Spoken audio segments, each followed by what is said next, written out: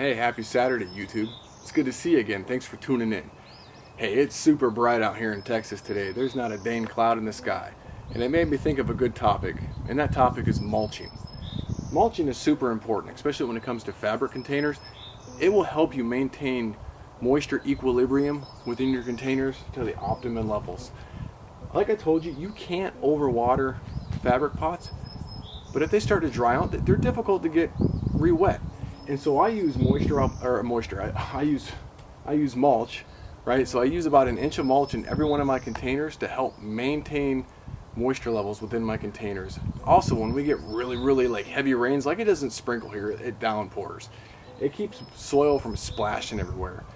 And it also helps with wind, because wind's just like sun.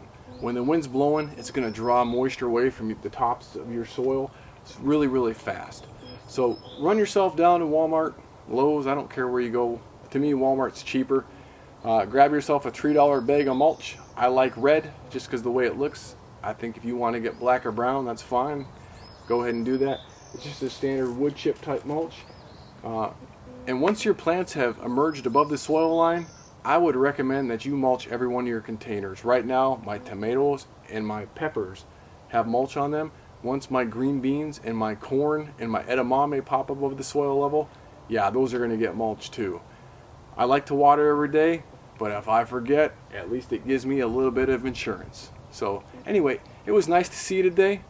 Don't forget to subscribe, and I look forward to seeing you on my next video. See you around.